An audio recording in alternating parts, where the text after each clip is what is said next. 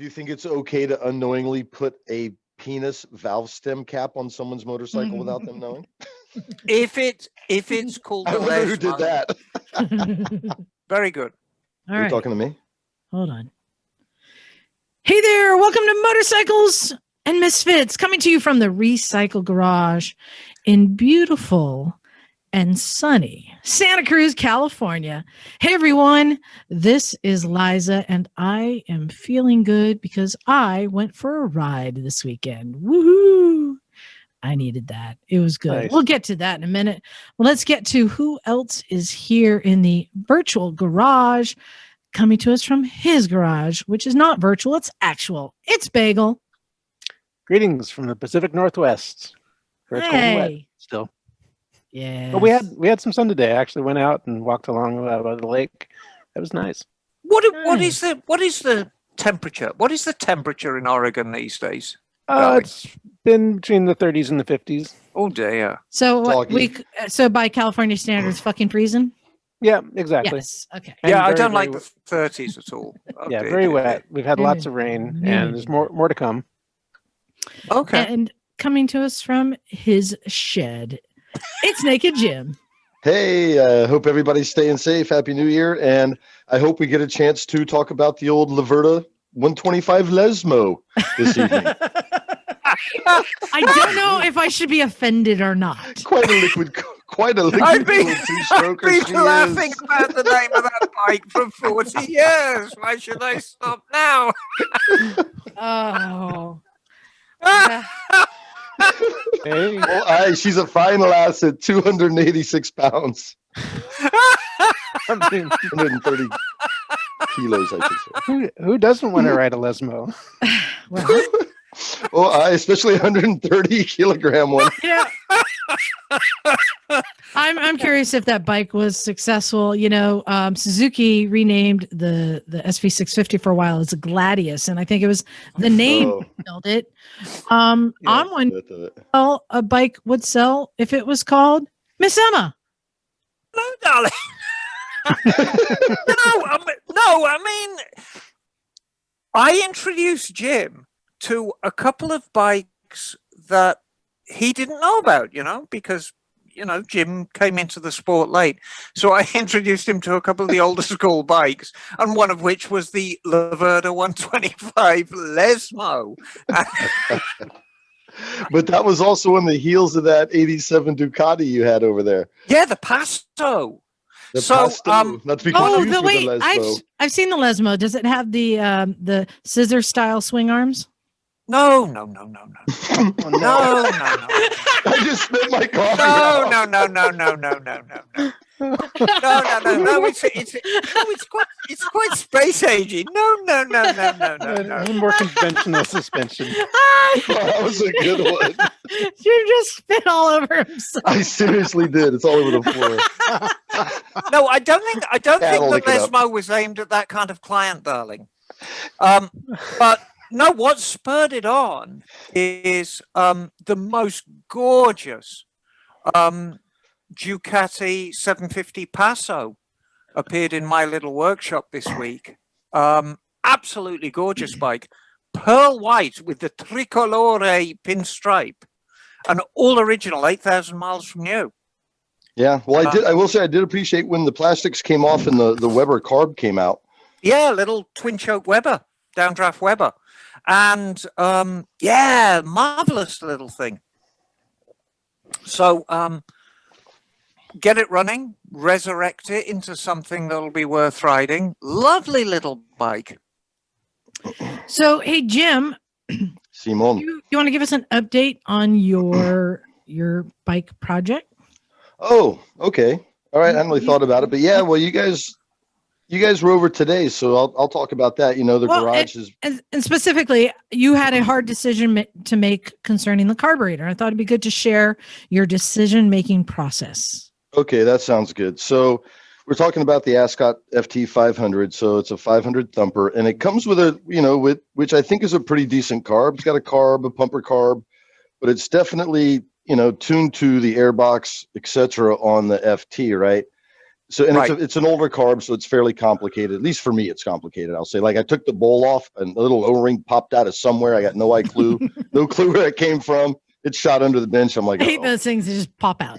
Oh no. Yeah. So like all of us do, I think I got on the forums and started researching what people do. And one thing that seemed to be a common thread, and I think I mean, you guys can comment, you know more than I. But when you start changing the airbox on things, you really start affecting the metrics, you know, of the carburation and everything else. And the exhaust. So, yeah, and the exhaust. And but I think more so right on that intake side. Anyway, so I read all the forums, and the people that seem to know what they were talking about are, you know, the Ascot carb is a great carb, but it's sensitive to the stock setup. So don't change anything. Well, that ship had already sailed. So I did more reading. It seems like a lot of people, you know, changed to the Mikuni carb, something more modern, a slide carb, right, instead of the CV, more tunable, easier to access. I mean, all that stuff, right? And you picked one up for, yeah. So I went ahead and decided to do it. Liza and I went back and forth, and I think it's a good debate, right? Do you stick with the stock setup? Do you not? And I think both warrant it. I think the reason I did it was it would just be easier to get it tuned quicker, I think, with a modern Mikuni than trying to finagle with the old carb that was really designed for that airbox. So yeah, made the decision, going to go with a pod filter, a Mikuni 34. I went from a 36. You know, the main jet will probably start at 200 or something like that. We'll see. And then Emma and I had a nice conversation. Emma, if you want to speak to it, because it'll be fun to do, is, you know, when you change all that stuff out, how do you start getting the jetting right? So Right, exactly. I mean, and there's the exhaust, a stock exhaust produces what's called back pressure. And what back pressure is your engine is basically a pump. Air and fuel mixture comes in, it gets combusted, and it gets pushed out of the exhaust. It's basically a pump, you know, there's stuff going up and down and getting transferred into round and round movement. But back pressure is the best way to describe back pressure. If you think of a stream or a river flowing, and it comes up against an obstacle, and it slows that flow down, but it's still flowing quite a bit. So you get these kind of waves coming back, and that's back pressure. And you can actually use that to your advantage to help with combustion. The problem is if you change the exhaust, then the back pressure wave changes or may go away completely if you're running an open exhaust. So you have to change. The mixture of the fuel going in. Generally, you have to fatten it up. And, you know, you can usually think in terms of about 10% in terms of the size of a jet. But the real change for your bike is dispensing with the airbox. I mean, once you get rid of the airbox and you put a pod filter on it, that has a huge effect on the size of jet you're going to use. And the painting with very, very broad strokes. We talked about having a main jet size of 100, didn't we, Jim? Yep, that's where we started. And we considered that by changing the exhaust, you know, you could think in very broad terms of going up maybe 5 or 10%. So going up to 105, 110. But when you change the airbox, you know, that's 15 to 20%. So now you're talking about maybe a 120. And with an exhaust and an airbox delete, maybe a 120, 125. You are really starting from scratch with the new carburetor, though. So we have to set it up from scratch. And that's okay. Mm-hmm. You know? Yeah. It'll be fun. Part of the process. Yeah, I think so too. Part of the process, and no problem. It's just like everything else, whether you're, you know, rebuilding the brakes or etc. Right. You know, you just start, you take your time, you get it right, and then you move on to the next thing. Right. And the correct way, the correct way to set up a carburetor is backwards to the way most people think. The correct way to set up the carburetor, you set it up flat out first, which means you need to find, you know, professional driver, closed circuit, and you ride that bike flat out. You pull the plug out, you get the plug so it's that nice beige color, And so now your main jet setup. Then you set up the mid-range by altering the height of the needle, and you get it to a very, very drivable setup. And then the last thing you set up is the idle. And you can set it up on the screw, or if you're doing a crazy amount of screw action to get a decent idle, that means, you might have to screw it out 4 turns, or screw it in so it's literally screwed in completely and then just backed off a tiny amount. Well, maybe it's time to change the idle jet. But that's how you set up a carburetor. It's very time consuming. It requires a lot of skill, not small amount of brute force, but a nicely tuned carburetor is a wonderful thing. One of my favorite things in the whole world. Yeah, so I'm looking forward to getting that. So that should be coming in the mail shortly. And then while we're talking about this side of things, I've got an old Musi exhaust off a KLX 250 that I think we're going to try to refit and slap that on as the exhaust. And I think it was actually originally off a Laverda Lesmo. It has that look, doesn't it? It's definitely got that gritty, Laverda Lesmo look to it. that gritty superbike look to it. Yeah, but to get into that exhaust, we're gonna have to drill out some rivets, but no big deal. Like I said, it's all part of the fun. It's all part of the fun. Drill those rivets out. You got a rivet gun, haven't you? No, I'll borrow one from Liza. She got one. Hopefully, it's one in the garage. You know how to tell if it's from a Lesmo, right? No. If it has comfortable shoes. Nothing. Oh, I see. And a plaid shirt, no doubt. I'm not saying nothing. Not publicly. No, I think back to the Lesmo, joking aside, it was a real thing. And Lesmo was a town in Italy. And of course, Laverda wanted to jump on the whole Desmo bandwagon. Because as we all know, as everyone knows, that Desmo is short for desmodromic, which is how the valves operate. Not invented by Ducati. I think it was invented by Mercedes. They had the first patent on it.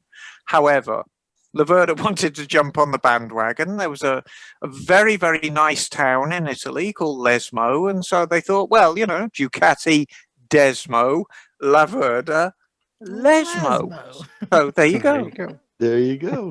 With a Marzocchi suspension. So it's got all the parts. It's got all the bits, Jim. It's got the Pirelli tires, the Marzocchi suspension, the Brembo brakes. It's got all the parts. Well, and coincidentally, that was my nickname in high school. All the parts. What? Laverda? Lesmo. Oh no. You never should have told us that, boy. Well, not to get into any conspiracy theories or anything. There's been a whole lot going on this week, and I never want to get mixed up in all that. But I think that we have to, we have to address the elephant in the room, and we have to mention that the FBI raided the Ducati headquarters. Yes, here in the Bay Area, as reported from the Bay Area Rider Forum. We love the Bath guys, and some of them guns to us. Drawn. Apparently so. Wow. Yes. I want to think that they were looking for the missing carbonara. That's what they were after. Well, see, and here I thought this was looking for stolen cannoli. I think this was some cannolis missing. This is a perfect opportunity for us to begin some conspiracy theories. Yes. I heard it was because they don't like the design of the new monster. Right. Yes. Anyone else want to take any theories as to why? I heard there was a vicious rumor that there was some easily serviceable bikes being manufactured in there, and the FBI wanted to squash that straight away. Yeah. I heard it was because they found out that they were thinking of bringing back the Laverda Lesmo.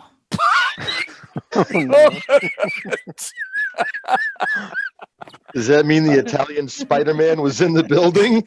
Hey! Amore! I was going to say maybe it was an EPA noise violation because of the dry clutch. I don't know. Oh, it could be. Oh. Because of the paint, the red paint. Oh, It is interesting that there was more, armed defenses at the Ducati headquarters than there was at the Capitol this week. I just like to say, right. so we don't actually know why they came in guns drawn or what they wanted. Nothing has come out of it. I think there were just computers taken. So who knows? But Yeah, I mean, it could be, this is just a whole. I didn't know they were. thing. Their headquarters were in Mountain View. Yeah, I didn't know that. Emma did. yeah, I've been there for That's training many everything. times. Yeah. No idea. It's a very, very unassuming building in Mountain View. It is a lot smaller than you think it is. And traditionally, with the exception of Honda, it's interesting that the Japanese manufacturers and the European manufacturers go about their training centers differently. Liza, we've been down to Honda headquarters. Mm-hmm. Yeah. And we were amazed of how big it was. Agreed? Mm-hmm. Oh yeah. Every time I've been to a European manufacturer headquarters in America, I'm always amazed how compact it is. Well, but we also have to remember that how many different divisions that they have. I mean, we saw lawnmowers and generators. Right, exactly. I mean, Honda just make absolutely everything. Yeah, I mean, no, and Piaggio's the same. Yeah, but Piaggio's the same. The Piaggio hub. The central area is very, very small. Not much bigger than your garage, Bagel. Wow. Yes, but they do have warehouses that the bikes come out of. Yes. I'd love to know what it's about, though. Getting back to, I know that this has been a hectic week for everyone. Yes, it has. There's a lot going on. Things are crazy. We still got COVID going, and I really haven't been riding much, doing anything really, because our hospitals are full. I just don't want to take the risk. But Jim and our friend John and I did go for a ride yesterday. And we followed like our code, which is ride easy, like ride it like 80%, take it easy. And as we're riding down the coast, and I know we are spoiled rotten that our lunch ride is going down the coast to Big Sur, right? Yes. It's just ridiculous. We had a great ride, went down the coast. Oh, John was on his new bike. He went great looking bike. Got a Triumph Adventure 800. Oh, yeah, that is a lovely thing. Yeah, 2018, I think it was. It was a slick looking bike. Yeah, and John isn't a tall guy, so he's had trouble finding bikes that fit him. That Adventure 800 is an excellent bike for anyone who's got height issues with bikes. Great option.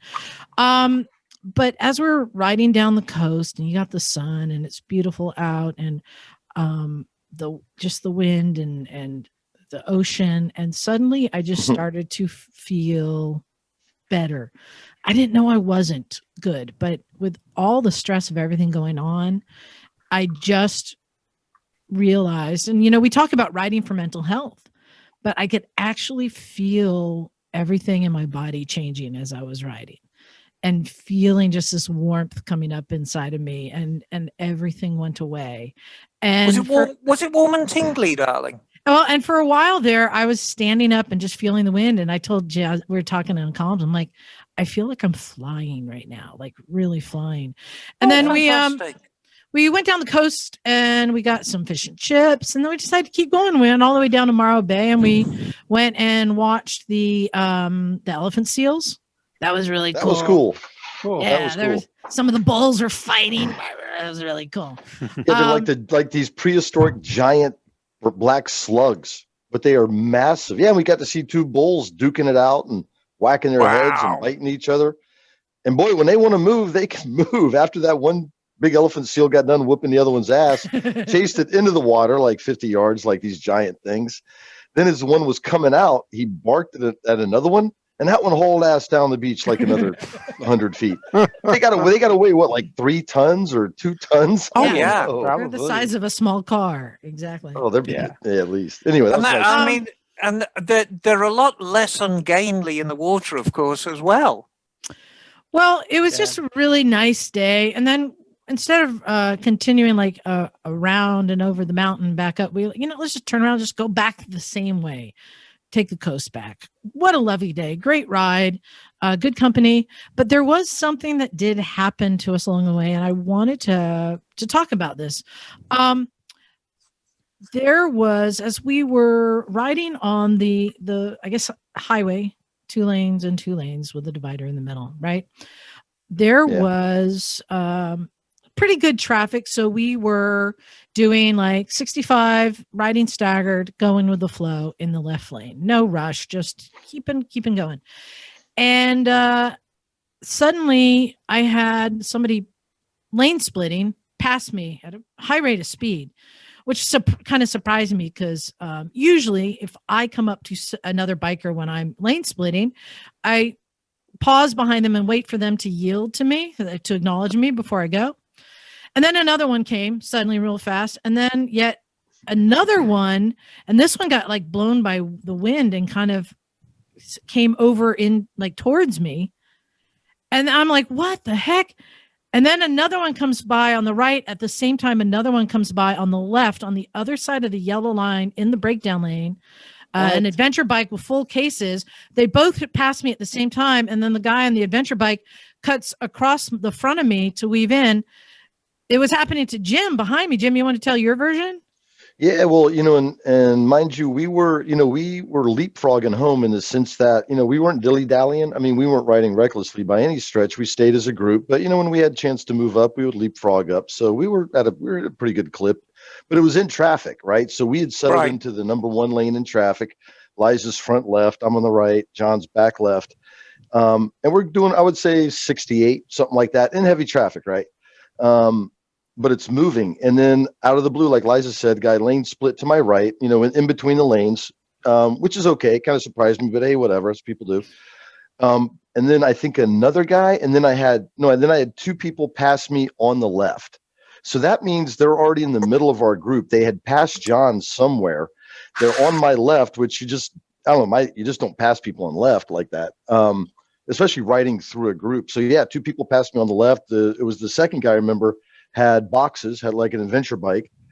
And then I guess I didn't know he went in front of you, Liza, but blew down. I knew he was on the other side of the yellow, passed in front of you. And then there was I want to say a girl on a small sport bike, maybe a Ninja 250 or a R3 or something in the middle. And either she was kind of nervous, kind of jerky, or the wind was just kicking the shit out of her.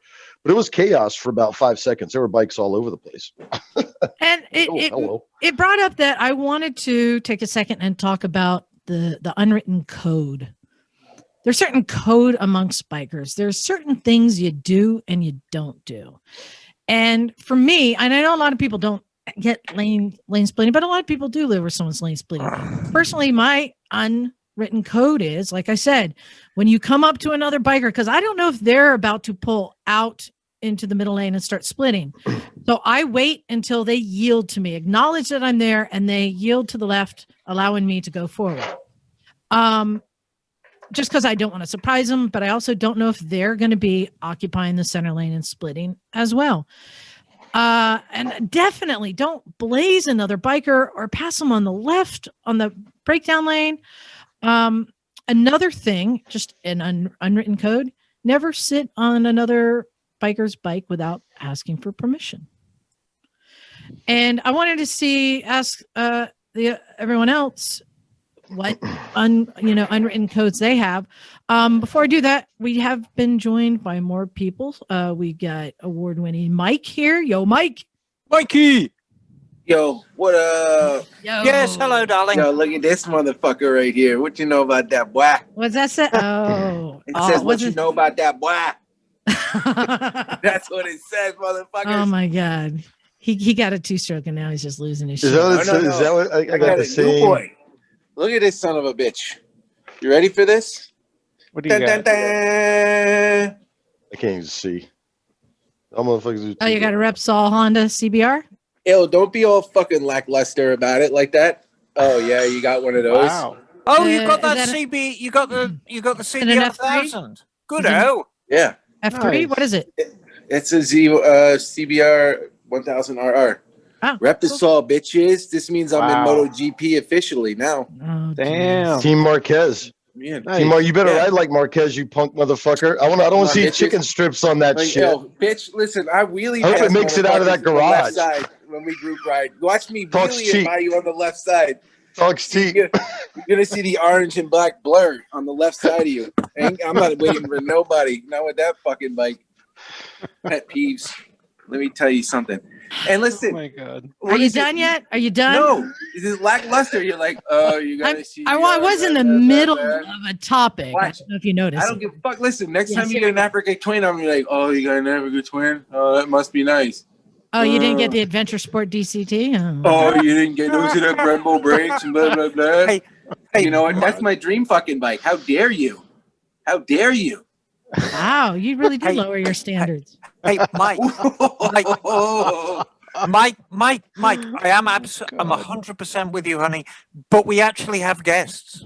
Oh, Oh, I didn't even see you guys there. Sorry. Yeah, thanks. yeah. It's Well, all there right. you go then. No, it's cool, I'm man. not- We'll just make it the Mike show. It's all No, about I'm you. not Let's go. normally like this. Let's I'm go. gonna be honest with you. I'm usually a little more, you know. The time.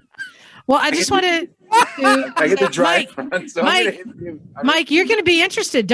Who's joining us? No, it's not Paul, is it? It's Paul. Oh, No.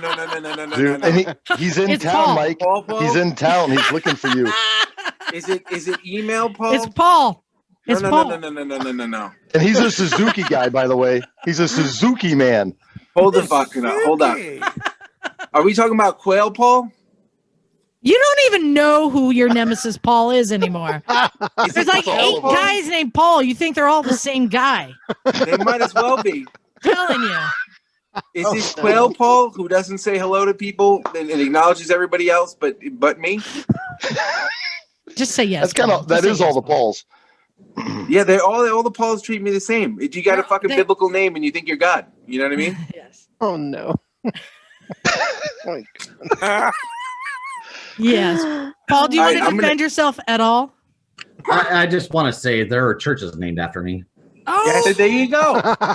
Yo, I'm Michael the Archangelo. You know what I mean? There we go. And saints. And Mike, I might not be the original Paul, but we are all after you. Yeah, it's all fuck Mike all no matter Paul what. unite. Yeah. Right. At least we're coming together for something good, right? You know? Paul Fuck Army. 'em. Not Fuck 'em so up. far. Army. Yeah. Oh, yeah, we need a Paul's Army. We need a Paul's Army sticker now. Oh my god. Oh my god. And then Paul, who's joining you tonight? Okay, so I've got my family here. Yes, you do. And Oh, also no. we identify, Boy. we all ride in one way or another. I'll just let everybody introduce themselves. I'm Paul. I rode down there. Some people might remember me from a couple of years ago now. Yeah. I rode down there in an Yes. iron butt, and I did the coast down to San Diego and rode back. And then since then, I've got some other people introduced to riding. So I'll let you take it off. Yeah, I'm Tiffany. I am the wife who swore she would never ride her own bike. Oh, Brilliant. Yeah. And One of Tiffany, us. One of us. I used to One go- of us. I used to go to all of your concerts in the mall outside Sears back in the day. I never missed a single one, and I'd go shopping at the same time. They're absolutely splendid. Awesome. well, also, for those who don't know who Paul is, he sent us these awesome Oh yeah, Eleman shirts. Yeah, That's right. I got mine on. Oh, Cool. Yeah. I didn't I- get one. Yes, Those are Emma, awesome. yours is here at the garage. Oh. I have one for you. Oh, Yeah, yeah, I you was, got to give uh, it to me. Okay. Again, it has to be the same Paul because I didn't get one. That's right. Yeah. hey, That's Mike, right. you know what? Mike, you know what? I got one. Thanks, Paul. I appreciate it, brother. You're my homie, man. I guess they don't So make cool, one you're that fit over the size of my head. Is that what it is? That's exactly it. I love that Accurate. you had a bike that you named after your head, by the way. Pumpkin Yeah. or Captain Crunch. Like, hey, I want to finish up this topic real quick before we get to why Paul and Tiffany are here. Hey, can you guys think of any other unwritten codes for motorcyclists? Because I want to make sure everyone knows them. Because it's not like you read it in a book, but again, being blazed on the left on the freeway, not cool. I'm gonna sound a little bit like the holier than thou one, and I really don't mean to. But the thing is, especially if you're dealing with a customized bike, it's very, very easy to criticize people's bikes or, point at it. Oh, haha, look at that thing. You never criticize anybody else's bike, no matter how bad a custom job they've done on it, because you know what? It's somebody's pride and joy. Even if it's a Honda Rebel? Even if it's especially if it's a Honda Rebel. Shots fired. Shots fired. We've got two of them in this household. Oh, No, this is classic Liza. This is absolutely classic Liza. Looking down her nose at Honda Hey, I Rebel. was just checking. We're just checking. Yeah, I see. I'll say another one because we like to play a lot of pranks and put like penises on people's bikes and stuff. One of the things code was don't put a sticker on somebody's bike. We tape things on, but don't put a sticker on someone's bike because people put stickers on mine, and that is a pain in the butt. sticker's not cool. Especially Yeah, on the paint. Yeah. Yeah. Okay. How about this? What if you get like some gay porn and cut up 100 little penises and stick them inside the airbox Using the tape, muffler. it's okay.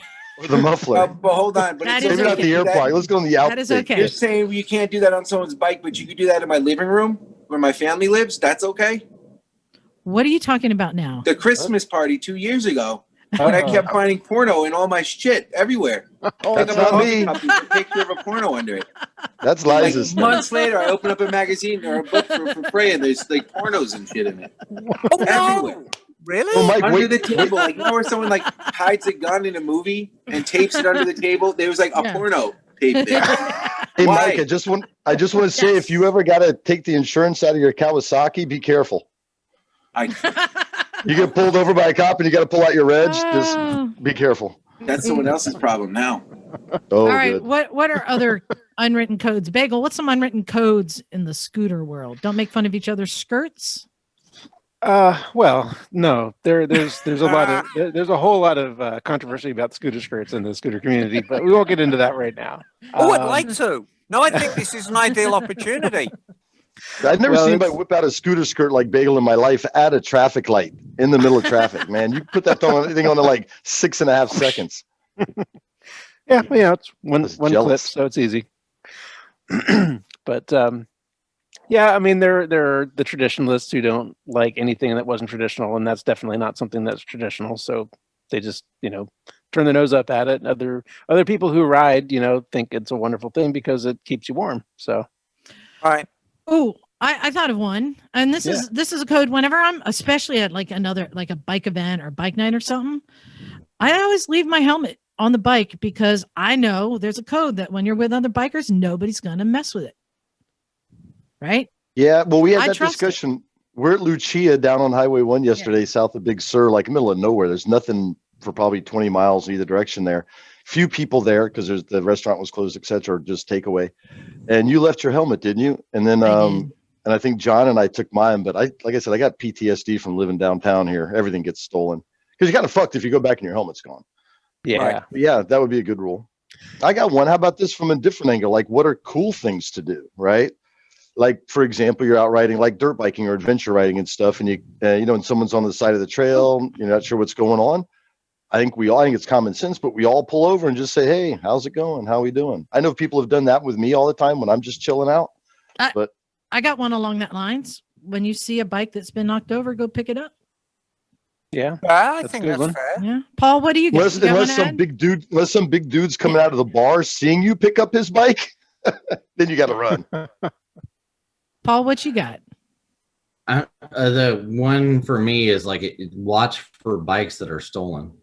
If you see a bike in a weird area, post Right. it. Like in our area, there's a motorcycle, Seattle area motorcycle Facebook group, Mhm. and they post bikes there all the time for people that are looking for bikes that are stolen.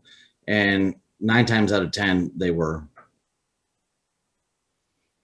There you Fair go. enough. Yeah, good one. Well, that's it. I just wanted to remind people, don't blaze other bikers. Don't be a dick. I know Don't that was be- sketchy because I tell you, if something happened there, we were in the middle of a ton of traffic doing like almost 70 miles an hour. It would have been carnage. It You was. know, Anyway, luckily it wasn't. it's just a reminder, as I reminded somebody today, we are in the middle of a pandemic, and this is not the place or the forum to talk about where you stand on that. But the fact is, right now, ICUs in most local hospitals are at very, very high capacity. So don't ride like an idiot, because if Yeah. you crash hard, they might not have room for you, and you might end up in the back of a box van in the parking lot with, your plasma attached Yeah, to you. And something to consider, right? And we had this conversation. We were riding mellow. We were riding in a group. We were riding safe, but it just acknowledges just throwing a leg over a motorbike is inherently dangerous. Oh You know what I yeah, mean? Had we that's been why in a we car, do it. I mean, we wouldn't be having this conversation. But right. just the fact we were riding safely doesn't mean you're going to have a bad day. Yeah. Yes. Well, I want to get to why Paul and Tiffany are here, and also their offspring who will be introduced. So Paul reached out because, well, you know what, Paul, I'll let you tell what brainstorm you had. I think it's more like, okay, let me back up. A couple of years ago when I came down for the ride and I visited the garage, I realized that excuse me. How old are the kids? Okay. So we have D Can I here. say shit? Yes. Yeah. Okay. I said, yeah. Yeah. So when you came down, you realized what a little shithole it is. Yes. Yeah. So Yes. right. So like you have possums living in the garage, right? Yes. And so like I had always wanted to have a community thing here and like be able to invite friends over and stuff. And like I have friends that play poker and stuff on the weekends, but I wanted to have something where I could actually hang out and do bike stuff. And we live in a pretty prime location for that. We got lucky, and we have a second driveway. It has its own power. It has its own water. It has a single wide mobile over there that is completely covered, and also has a carport that runs almost the entire length of that. Wow. So that's nice, right? Like inside, we just used it for storage, and I always thought it was just a nuisance kind of until I came down to see your garage. And I said, wow, our shithole's better than theirs. Bingo. And I thought, like, holy crap, like my shithole's twice that size. Yeah, right. So the point is like, and also mine has a hot tub, so screw you. Oh, there you go. Anyway. Yeah, right. So there you go. And it has its own power pole, it has its own water, it has a hot tub, and it's twice your size. So there you go. And also I like to throw shade. So I came down there and I was hanging out with you, Liza, and I remember like kind of like giving you a bad time and you giving me the stink eye, like what's this guy about? And like wondering if I like who I was and whatnot. And so I came back and I've been sitting on it, and 2020 is what it was, and I was really like not feeling great about stuff, so I decided like I wanted to do something to actually make myself feel better, and I decided to gut the mobile. So I went through the entire front half of the mobile all the way back. Like you've all seen the single wide park model mobiles where like there's the front area and then a kitchen and then a half room kind of, and then the back room that's all closed up, and they have the louvered windows, and that's what it is. It's from like 1965, I think. So did you kick the old lady out? Right. No, we have another mother-in-law on the property. We have two. Okay. So anyway, so I gutted the entire thing. and the whole front of it's all gone now. And I'm laying down 5/8 plywood on the floor on it, and I'm gutting out everything on the carport. And I'm thinking that I want to try to do something like your garage, like the recycle garage over there. But we have questions like liability. How do can you make it work? What kind of tools you can do, and like where you find them? I want to know like what's in your toolbox and all of that stuff. Like before I actually do it, I need to So I know I'm glad that you've decided this, because yes, you can have a little shithole tiny garage like mine and build a whole community in it. Or you can have a really nice, clean, well-organized garage with beautiful bikes in it and sit alone in it like Mike does. So you've made the right. I was looking at Bagel, actually. I'm looking at Bagel there. They both have beautiful garages. Look at that garage. I know. I have I have so lucked out at this place. Let me tell you. Look, they both have the same painted, clean floors too. My God. We live on a farm. It's never going to look that nice.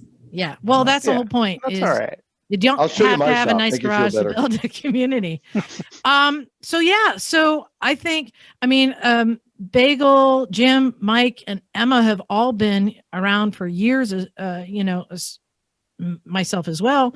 So I think any of us can answer the questions. And they all first came to the garage because they were utilizing it. So they have that perspective. So hit us up. What questions do you have? I want to know what you think worked really well and what's working well, what did not work well, and if there's anything you do different. Okay, we're starting with the very broad questions. Yeah, so I will ignore that and instead tell you the answers to the first questions everyone always asks, which may just answer those questions. So the first question is liability. Don't have any, don't charge anything, don't have any insurance. I am not a business. I don't work on people's bikes. I hand them a wrench and point. So you're a friend helping somebody. There is no liability. I purposely do not charge for anything. Right. There's no money exchanges. Yeah, hands. But a lot of people ask, how do you worry about things being stolen? And your mini bikes? I'm like tools. And yes, I have tools I find broken all the time, drives me nuts, like broken drill bits, or where's the number 14 wrench? How is it we are out of number 14 wrenches? I don't get it. I have tools go missing all the time, but I've had 100 tools donated for every one that goes missing. So I don't worry about the ones that go missing. Simple. Annoys me. The rule is if you break it or use it up, then replace it. And it happens all the time. Why is there an empty can here? Why is there a broken drill bit? It annoys me. It's just an annoyance, but it's not anything that I really fret over because, again, every now and then someone says, you need anything? I'm going to AutoZone and they'll buy 5 cans of WD-40.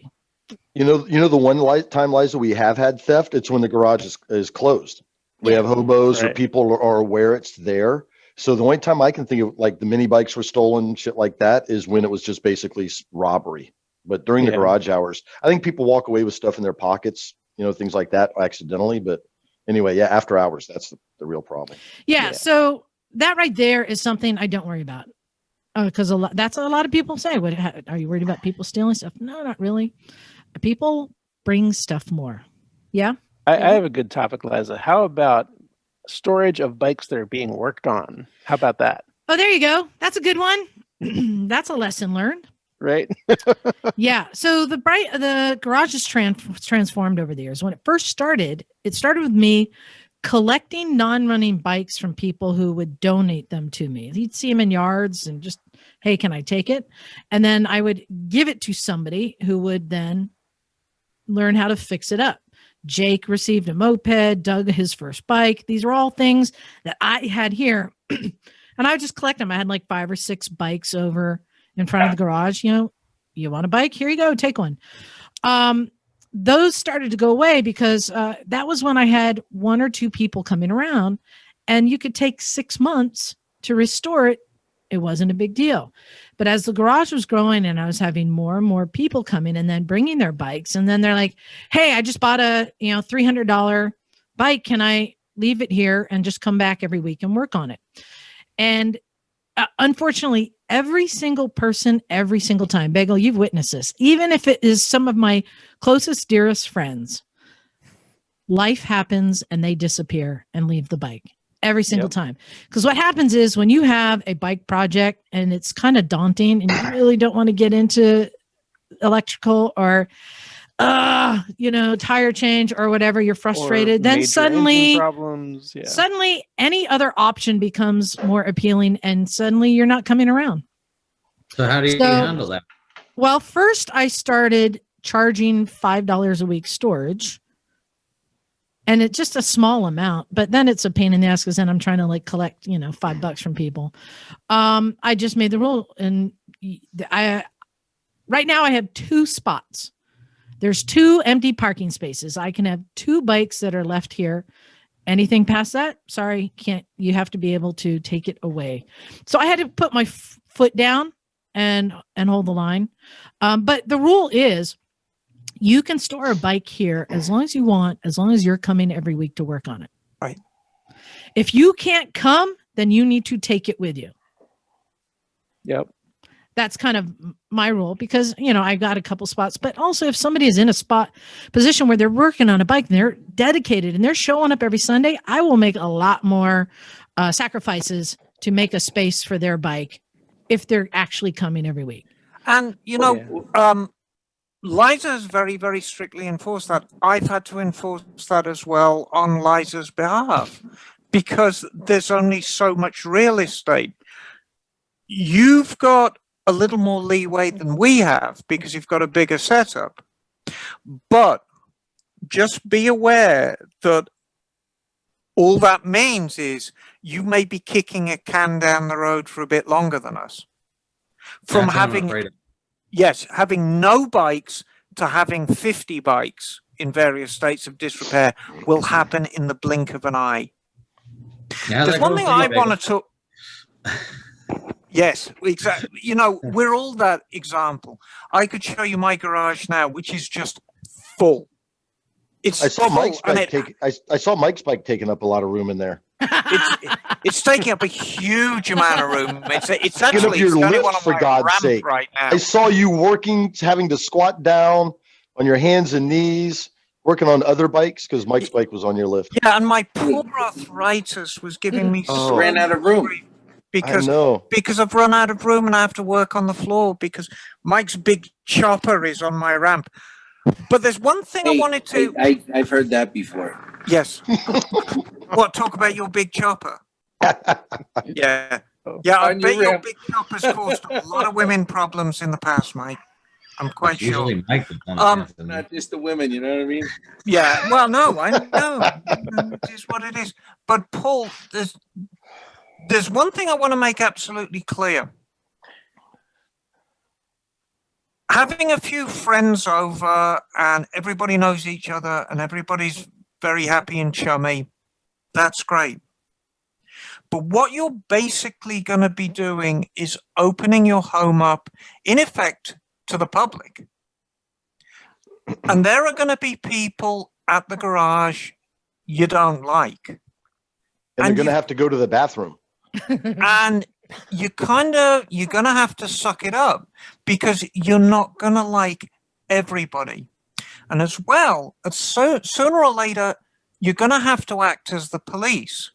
Now, Liza will tell you that she and I have had to act as the police if people are being disrespectful to anybody at the garage, if they're not following the rules. It may be that they're being malicious about it. It may be they're just thick and completely clueless. But nevertheless, you have to say, these are the rules, whether it applies to the bikes or it applies to the people that are there. You must be respectful to everybody at the garage, no matter what they're like. And unfortunately, it'd be really, really nice if some total D-bag showed up at the garage, was very, very disrespectful to somebody you liked, and you said, dude, you're out of here. It'd be nice if it worked like that. But what might happen is somebody shows up at the garage who you really don't like. And one of your friends, who you're very, very close to, is very disrespectful to them. You've got to act as police to your friend, to the person you like very much, to actually read them the riot act about how they behave to somebody who you think's a total D-bag. It's gonna happen. Well, and you already said I use the stink eye a lot. Right. Yeah. But you might have to go beyond that, and you might have to say, dude, we've been friends for a very, very long time. You got a timeout. You can't come for a couple of weeks. You need to go home and think about what you're doing and think about how you're interacting with people. How did you like make the rules? Are they posted somewhere? I didn't see them when I was there, for instance. Or is this just a general code? So there's we have written them out for, but no. The first rule is the first rule in the garage is don't put your shit on chairs. Those are for sitting. I get yelled at that a lot. Nope. Right? Yes. The second rule. I do it every fucking time. I put them right on the chair. That's the you, first Mike. place I put my Yeah. shit. 2 chairs. That's the number one rule. Everyone knows the number one rule. The second rule is if you break it or use it up, replace it. The third rule is no vegans allowed, no vegetarians allowed. I got no problem with them. It's just they suck at barbecues, and we inevitably have a barbecue. They're feeble. They're very And pale. that is a word that is banned from the garage. You cannot use that word in the garage. Chakra. No, I'm none not of there. that. Don't say it Also, out loud. no patchouli allowed. No patchouli. Somebody thought it was funny to put some patchouli on our radiant heater. It lasted for 3 years. It sucked. Those You are are giving a care pack. no. Oh no. No. Definitely. But the rest of the rules are kind of unwritten. But you know, they're rules of life. It doesn't matter it doesn't matter what color you are. It doesn't matter what gender you are. It doesn't matter your sexual preference. It doesn't matter your socioeconomic background. None of that matters. Do you love bikes? You're welcome. If you don't love bikes, well, you probably find somewhere that's better to hang out. And that's it. And you have to enforce that to the letter. Everyone gets treated respectfully. Everybody gets welcomed equally. I love that. Except for Mike. Except for Mike. But he does We it love to himself. Mike. We love And Mike. Vegan.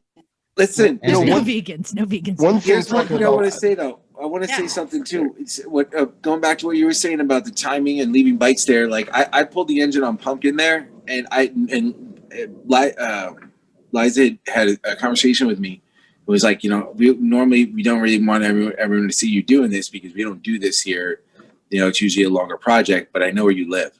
So, you know what I mean? And I was like, all right, whatever. Like I'll be, obviously I was dedicated. So I'm different than other people. I get obsessive.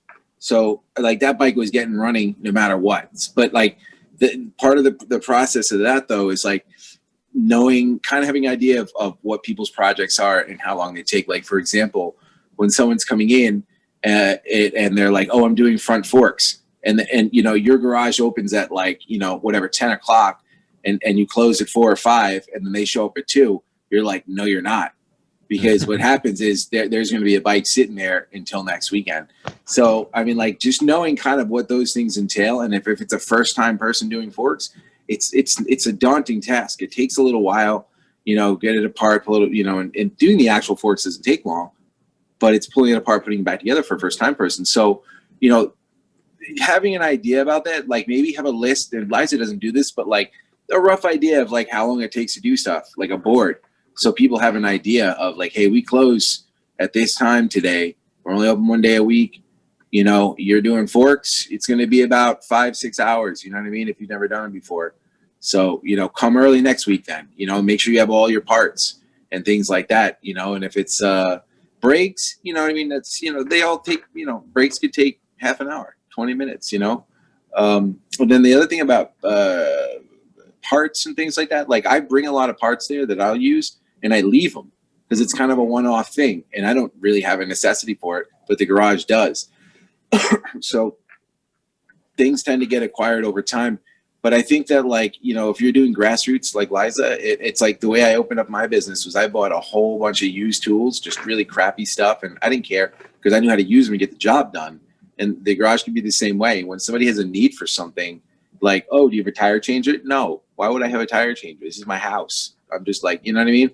And then maybe one day you do if there's really a demand for it, and then get a cheaper one. And if it really works out, like, keep the overhead really low on that stuff. And let it build it in and of itself. You know what I mean?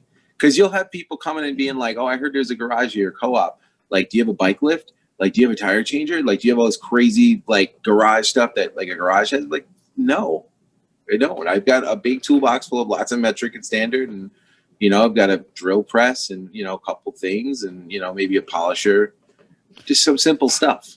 And just to add to that, I don't know if any of y'all know this. The first guy who ever came to use my garage when I announced this whole idea, I called him Pizza Boy. He worked at a local pizza place, and he had a bike that he needed to do a top end rebuild. And I'm like, sure, you can use my space, use my tools, no problem. And he got to a point. He said, do you have a valve spring compressor tool? I'm like, I don't. He bought one, and then he donated it to the garage. And that was the first tool ever donated to the garage. And so that was really cool. And a lot of it just works that way. I don't have it, but if you get one for the garage, when you ask, it's amazing how many people will oblige. Jim, what did you want to add? Yeah, well, I was going to say I did that when I first started coming. I needed a breaker bar, a big half-inch breaker bar. Didn't have one, so I picked one up and left it at the garage. It still hangs up there with the dildos, actually, and that beam with the dildos. Oh, that's a good place for it. Like a trophy, yeah. But what I was going to say is, you remember, Paul, you're doing this to have fun, you know, and you asked about rules. I think if you throw off a cool, Liza has very few rules. Seriously, don't put shit on chairs. And then it's like, kind of don't be a dick. But if you throw off this vibe and you demonstrate that through your actions, and I think that's what happens at the garage, you really don't need a bunch of rules. Because if you have rules, guess what? You got to enforce them. You don't want to do that. I think it's easier just to kind of demonstrate the kind of behavior you want to see people to do, because we get young people in that need a little bit of guidance, like, you know, and it doesn't happen often. Like the problems I think we have, the good stuff way outweighs it. And because people are there to have a good time, to get some help. And I think as long as you throw out that culture, the douchebags will leave, they'll come and go, and the cool people will hang around. So don't sweat the rules too much. That's my 2 cents.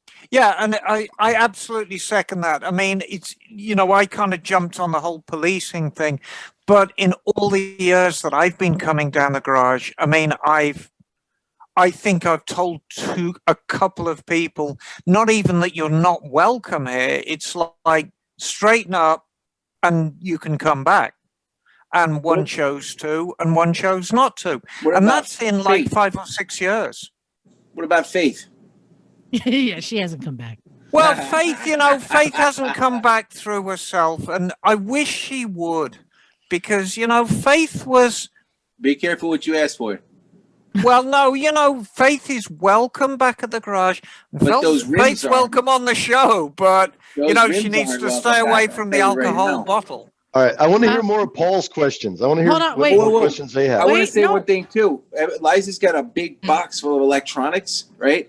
And, like, you won't have that starting out, but people pull harnesses off and do stuff. And it's like anytime you need wires, she'll be like, there's the electrical box. And it's literally multiple different harnesses. And you could always find, like, the plug that you need for what you need, or you can find a wire that's long enough because there's just a bunch of, like, electronics off stators and reg racks and things like that. And that stuff kind of just accumulates.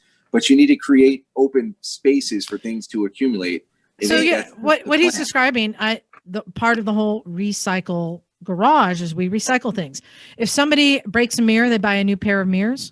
I'll take that in single mirror, and I have a box of single mirrors because sometimes that'll match what someone needs to get them down the road. I also have a box of just turn signals and brake lights, just lights, things that people have replaced. You know, you break you replace it one turn signal, and then I have a box of just wiring things, like Mike said, wiring harness. It's just wiring electrical things, and you can just, sometimes you need a bullet, with a blue wire to splice on. You just go cut it off with some old wiring harness.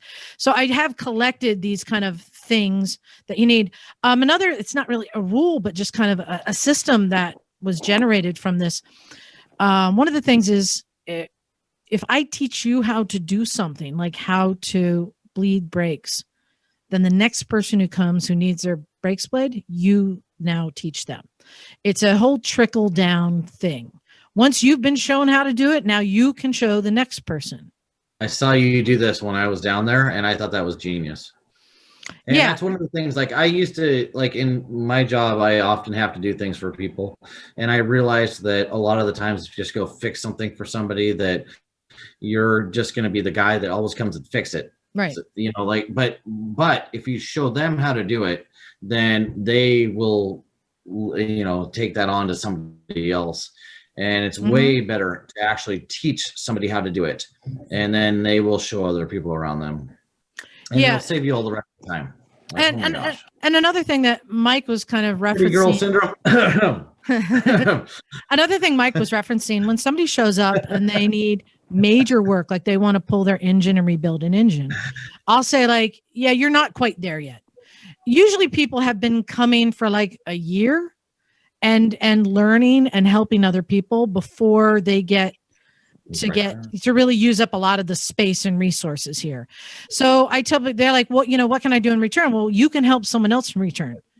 You can fill the fridge with drinks. You can do something else. Right. So I try, for everyone who takes something, they receive something, I ask them to give it back. Another thing I do, like once a year, I'll call it Community Service Day, and I ask anyone who shows up for 15 minutes of community service. And I'll say, like, can somebody sweep out the garage? Can somebody go organize the gear room? And I just kind of like assign these tasks to people. I think 15 minutes of giving back is not that big of a deal, Or just have a cleaning day. Yeah. But you have to ask. Right. But people. Yeah. And don't be afraid to ask, Paul. My theory is how the garage works, and what I've always applied is the perfect tutor for somebody to say change the oil, but to somebody who's never changed their oil before is somebody who's done it once. So somebody will come in and they've never worked on their bike before. They've done the simplest task, change the oil. I'll show them how to change the oil. And I say, right, you now changed your oil. You are the perfect person to show that girl over there who wants to change her oil right now. You've done it once, show her how to do it. I agree in principle with that, because the best way to learn is by teaching. Mm-hmm. However, I think we've all had to deal with stripped bolts. Yeah. And when it's something like your oil drain plug, that's beyond the pale. So, well, like, it might be time to step in at that point and say, like, when you're going to torque it down, let me know, and we'll go over it together. We keep an eye on people. We're watching. Oh yeah. Which reminded me, I do have another rule, which is don't touch the vice grips. Oh God, yeah. Don't touch the vice grips. And those are by permission only. To them. By permission only. And also, just so you know, I mean, in the entire garage, anyone can use anything with the exception of, I do have one drawer that says Liza's do not touch. There are some tools that I have that are mine, just mine, because maybe they're a little bit nicer, higher end.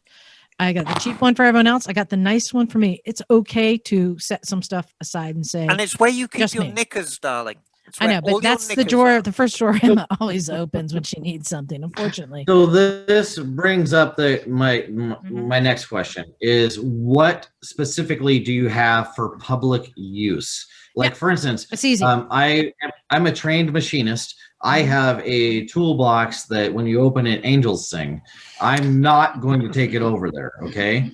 Yeah. Then, so what do you guys have for like, hey, this is for public use that I'm not going to have an aneurysm if this doesn't come back? And furthermore, where do you source those tools? Because I hate to say it, but Harbor Freight, like for a socket, not great. If you're going It to is use a great. hammer from Harbor Freight, Harbor Freight is Okay, great. Yeah. for Can that. I they're take this like one? kind of loose. They don't No, quite no, fit. we'll get to sockets. it. Well, can I take this one? Yeah, go ahead. So first of all, if you already have a really nice set of tools, I would recommend that you keep those for yourself and set those aside. Like Liza has her drawer, but you have your own box, right?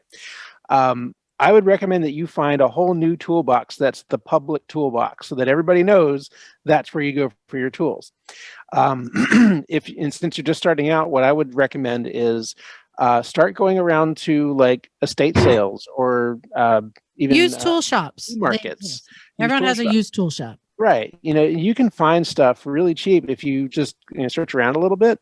You can get a lot of the basic stuff, wrenches, screwdrivers, pliers, things like that, and just get like just your basic set of tools there. Harbor Freight also came up, and I agree with you that the quality on a lot of Harbor Freight stuff is less than desirable. But the rule to follow with that is you can always start out with the cheap Harbor Freight stuff, and then when it doesn't work or it breaks, then that's when you move up to something that's a little bit higher end.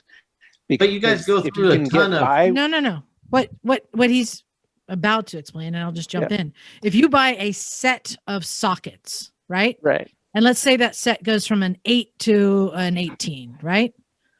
You're going to use the 10 90% of the time. You're going to use the 12 8% They're of the going to time. disappear. Right? They're going to disappear 90% of the time. So, but you're going to have a 14, a 16, an 18. You're going to have all these other sizes that are there.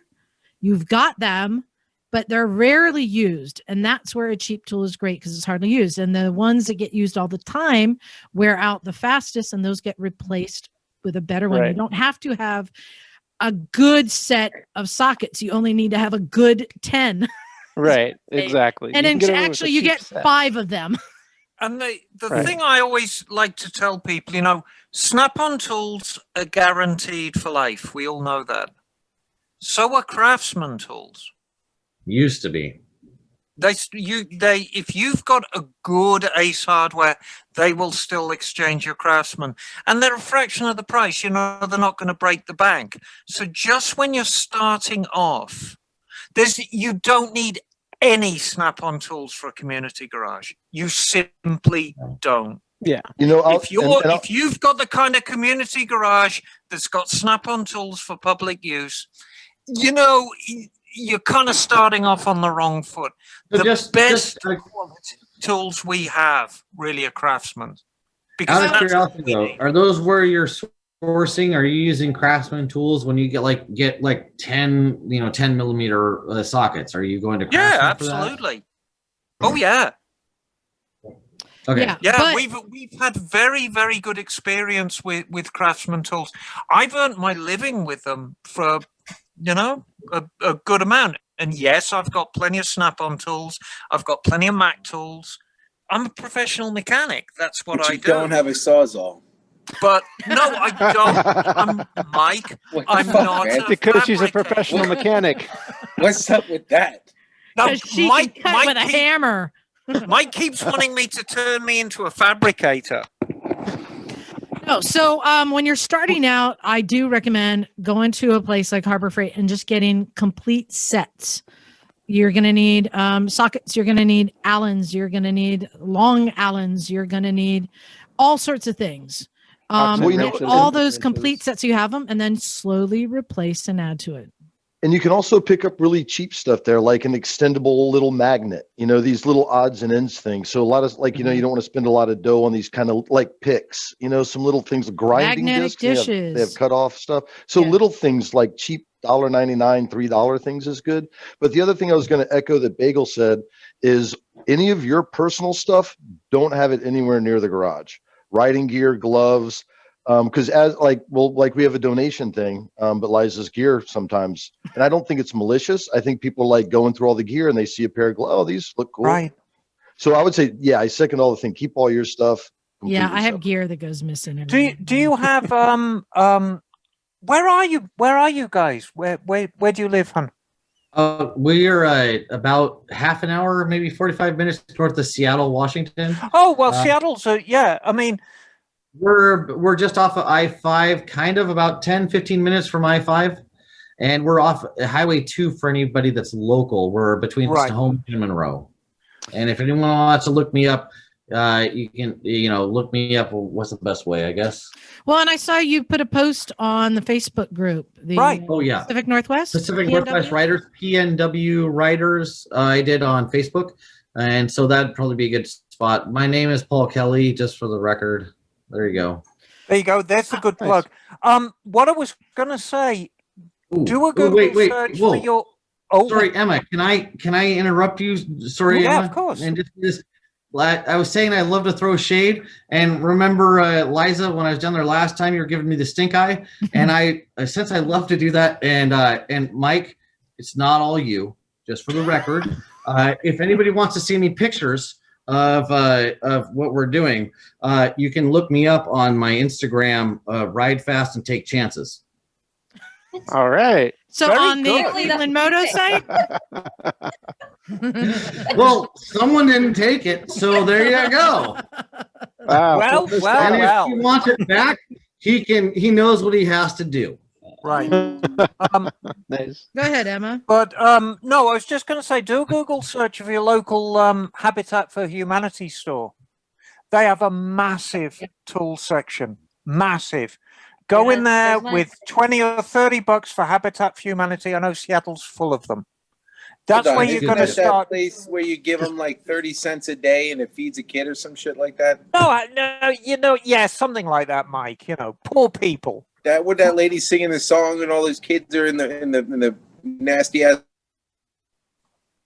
Yeah, big bellies and the fucked up kneecaps. Oh my I God. think you're thinking of South Park, Mike. oh my God.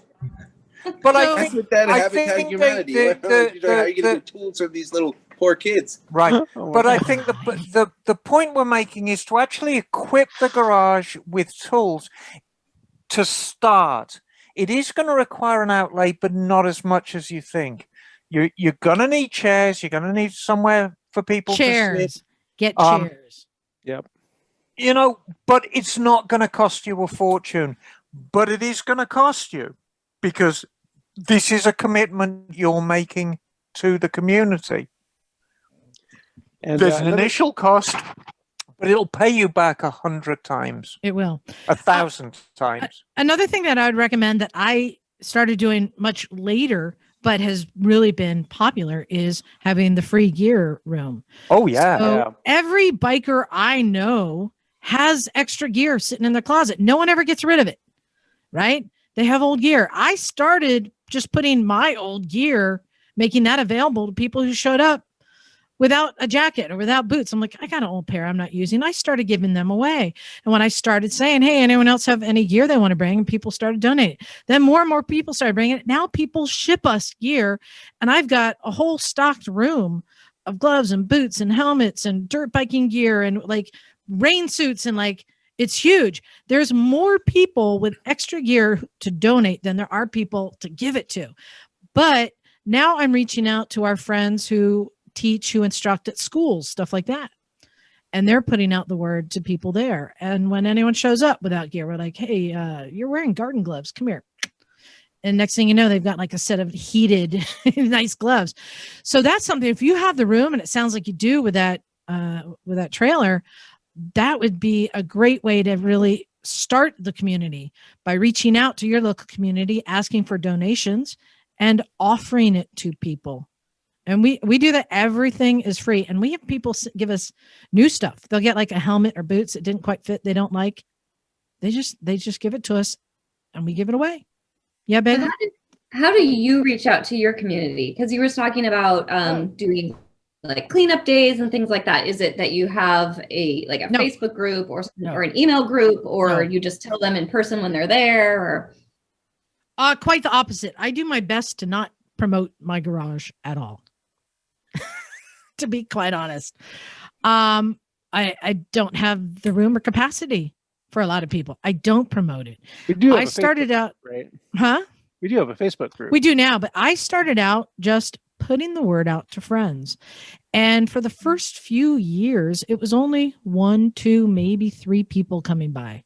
3 people was about the most I can handle. And we were working on individual bikes for, months at a time. And we would all help with the project bikes. And that's okay. Having 2 or 3 people show up and working on project bikes, it's fun. Yeah, and that is a way that you can start it is by buying a project bike and have everyone help on it, especially your kids too, which maybe that's what you already do with the Rebels, but buying an old Honda, like Trail 90 or something, and letting everyone learn how to rebuild brakes, rebuild carburetors. Yeah. Bagel? Another thing that I wanted to bring up that we kind of touched on a little bit earlier is it's important to have restroom facilities available of some kind. So I don't know if you've got plumbing out in that area to put like a little makeshift toilet, but that would be great if you could do that right in the garage. But if not, people are going to need to use the facilities in your house probably, so be prepared for that. I also recommend having a taqueria next door. That definitely helps. You don't have that. Oh no, you. Oh. So I've got you beat on everything but the taqueria, but we do have a restroom facility that's pretty accessible. Okay. Do not expect that you will have an instant community. It took years to grow the community, but do expect that you will have a couple individuals coming over, hanging out with you on weekends and forming amazing friendships. And that's kind of what we've done. So for instance, like if you're looking here, on the screen, you've got, let me see if I can get, okay, this is D and over here is E and there. So, for instance, E is, oh yeah, D and E. Okay. Yeah. And so everybody, I'm P, this is T, we've got G over there. Anyway, so it's the way our house rolls. Anyway, so you're the big P? I didn't say it. But anyway, so I totally lost track of what I was trying to say now. Thanks. So anyway, we were doing some motorcycle riding recently where Tiffany here and D, my oldest, were just went through the MSF. And so we were going out to some of the abandoned movie theaters and doing motorcycle training in those areas while they were doing the MSF classes. And so when we invited a friend, we had another friend come. I've got a bunch of bikes. And so, I really like small bikes, especially Hondas. And so I had a DT 125. I had a Super Cub. We had a Rebel. Actually, now we have 2. And we got some of those cones off of Amazon and going out and doing that's us. Oh yes. So we're doing that, and so we're doing cones and doing the MSF style classes in the parking lots of abandoned movie theaters, and we had a great time doing this. We do that too. It's just on a milk crate being dragged behind another bike. I have a couple of those. I know I was going to mention, Liza, the other thing that I think helped build the community and was fun is we would do silly stuff like that. I mean, having fun. It's not always chariot racing, but it'd be a trip somewhere or a little group ride with people you like and people you want to, kind of build your community off of. We've got some backfields that would be beautiful for dirt bikes. Ooh, flat track racing.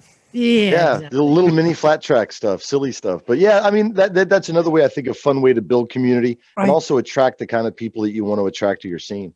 And we try to make the Recycle Garage. I mean, everyone thinks that we're just about showing you how to work on a bike, but in truth, we encourage you working on your own bike, and we'll show you how to do it. But we encourage safe riding techniques. We encourage safe clothing choices and techniques. So if you're kind of this all-encompassing place, do you actually show people how to be a decent human being while they're riding their bike, you're going to get a lot more people. And as Jim said, if you've got this nice vibe about you, which you do, you're going to attract these kind of people. So it's you going to be attract great. them with danger and then slowly influence them to be better. Yes, exactly. That's how you reel people in, you see.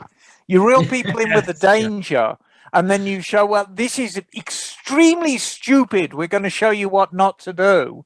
And then we do it, and then we hurt ourselves mightily. Well, here's another thing too to keep in mind is that like you could always go to some local shops and tell them what you're doing too, because sometimes the local shops are so slammed with stuff, and somebody will come in with like a small job and they just don't have time to do it, right? Or they'll push them off for a few days, or like, oh, we can't do the tire. So it's like because I know that a lot of the garages here will say, oh, go down to recycle. Or the bike is too old. It's out of like past 20 years old and they don't want to touch it. So they're like, oh, but I know a place where they can help you kind of figure it out. Right. And so that would be a really good resource for you to try to build, a smaller community. And then while you have that and you're doing that, create like a space that's, fuck me. Yeah. Yeah, see, remember, a motorcycle shop is actually not your enemy as a community garage, even though you think it might be. Most motorbike stores won't touch a bike when it gets to over 10 years old. Yeah. But if they're a decent shop, they don't like to just arbitrarily say no. If they want to build community. Right. If they're a good shop, they'll say, look, we can't work on this here because there's the rules. However, I know somewhere where you can do it, and that's where you come in. Also, if you've got a local wrecking yard, I don't know, I'm sure there's 1,000 of them in Seattle. I know they used to be a lot more popular than they are now, but there's plenty in California. I know there's plenty in Washington. Go down to your local wrecking yard and say, hey, I'm starting a collective garage. I'm going to send all my people down to you for used parts. How about if I give you $20 and you throw me 3 or 4 old wiring harnesses into this milk crate? And so now suddenly you've got the electric box that Liza's got. It's booger sugar. Stop. It's the thing I think you're going to have problems with, Paul, is you fall into the trap that a lot of engineers and machinists do. You want everything to be perfect. And in your mind, you've got this immaculate garage full of snap-on tools with everybody wearing immaculate clothes and doing exactly the right thing on their bikes. And it's not going to be like that. Well, this is going to be down and dirty. His barn, the section of the barn that he gets Right. for all of his bikes and his tools, looks like shit. I get So, My advice to you, Paul, She put me in the corner of the barn. She's like, Right. you get that corner. but just remember, it's not going to be perfect. I have to work to a high standard when I'm doing my professional mechanic bit because people are paying me a great deal of money, upwards of $150 an hour, to lay my hands on their bike. So I'd better be doing the perfect job, Emma will put hands on you. right? For $150 an hour. Yeah, absolutely. And that's what it costs if you want me to lay my hands on your bike, unless it's on a Sunday and I'll do it for free. But the thing is, when I'm at the garage, you've just got to back up. You got to back up and say, look, it's not going to be perfect. People are going to make mistakes. It's going to be dirty. It's going to be, people are going to break tools. That's kind of how things work, And you have to remember too, before Emma came along, none of us were mechanics. And so the rule was like, all right, you got this project, you got this SV650 with electrical problems, YouTube. My thing is I would tell anyone who showed up, get a manual. Don't put one on your phone. Bring a paper manual that we can get our greasy fingers on, and I will help you go through and figure it out. And I learned in the process for a lot of these things too. So you don't have to know what you're doing, but I do know how to handle a broken bolt. Right. I do know how to handle which is the right tool to use for the job, that kind of stuff. And if you're in the I'm sorry, Paul, but if you're in the local bookstore, if you're in the local secondhand store, and you see a workshop manual for a bike, just buy it. Yeah. Buy it. Yeah. There should be a shelf. There should be a giant shelf in your garage that is full of workshop manuals. And I did. I started collecting them. And a lot of people donated them. I remember going to the library sidewalk sale, and they had a whole bunch out there that I bought really cheap. I started collecting them. So I do have a small library of manuals. Yep, there you go, like Mike. But just know, you don't have to be a mechanic to know what you got to do. You just have to be able to follow the directions. Yeah, I'm big on the shop manuals, especially from the manufacturer shop manuals. If you can get those, like the Honda ones, you just can't. There's nothing better. So while Mike is up, another thing, because you're talking about the tools, so have multiples of certain things, because they're going to be broken, they're going to be lost, they're going to disappear. So like, Yeah, look at my also, drawer. if you have 5 people show up, you need to have 5 M10 sockets, and this is how we organize them. Yeah, and they all have multiples of them in it. So it's like, it's more than just like just one or two, because I have a couple different sets of different stuff. And then, Where like, you say get the Allen's. pins in?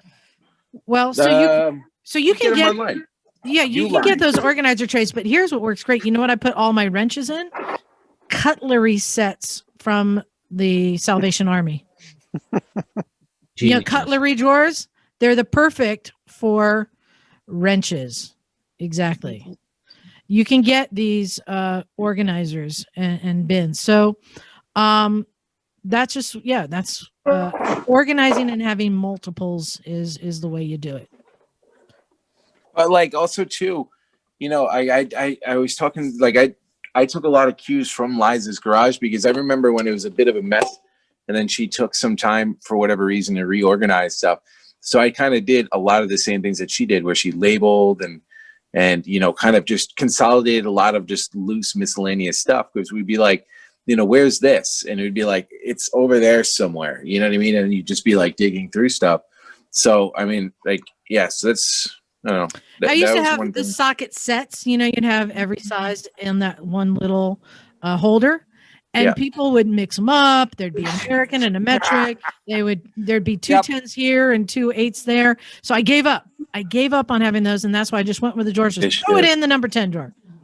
Just throw it in.